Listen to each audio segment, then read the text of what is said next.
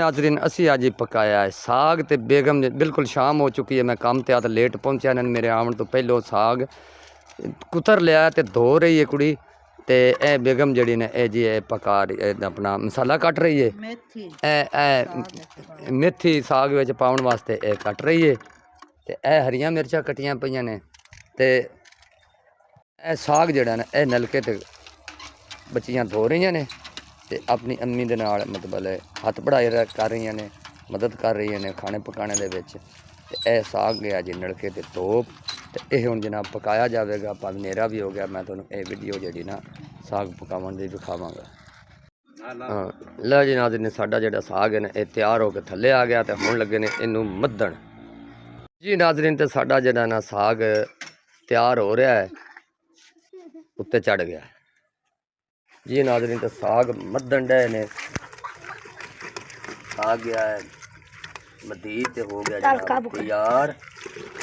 उस तो बाद असीं चले जी हुण मैं अपनी दिहाड़ी ते करने जी चल के मजदूरी ते ये बच्चे पिछे आपे नाश्ता या रोटी कर लेंगे। असीं करांगे जिन्हां ले काम कर रहे हैं उन्हां ले जाके।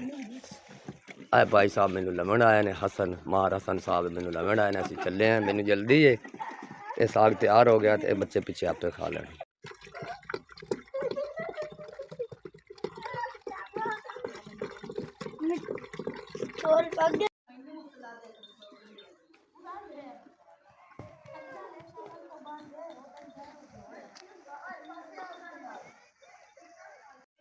नाज़रीन जी काम ते आए हैं ए जनाब दमूसा वज रहा बिच माल की जगह बना रहा है।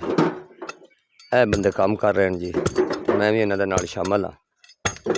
ए जनाब नींद विच दमूसा वज रहा है। पिछला टोटा असीं लाया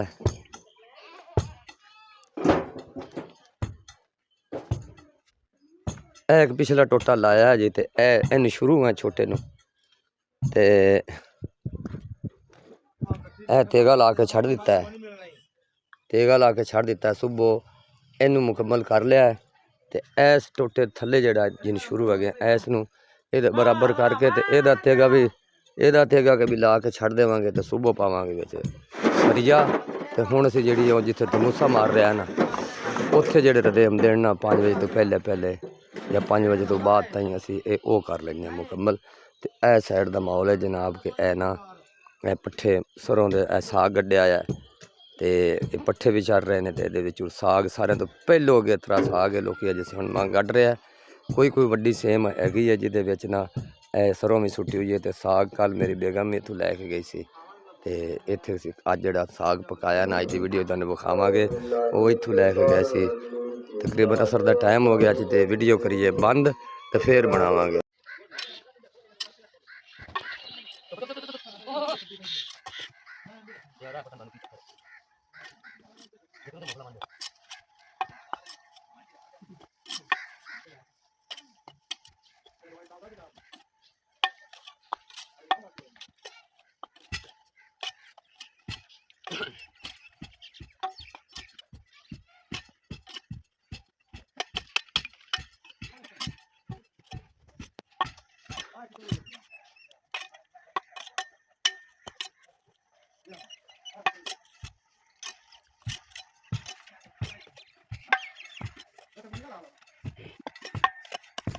नाज़रीन आगास जरूर लाना चाहिए ताकि नींह कमज़ोर भी होवे ना आगास एक दूसरे दे विच पकड़ कर जाता है कि वो थले दीवार टुरे भी तो वो आस्ता आस्ता टुरदी है वरना टुरदी नहीं।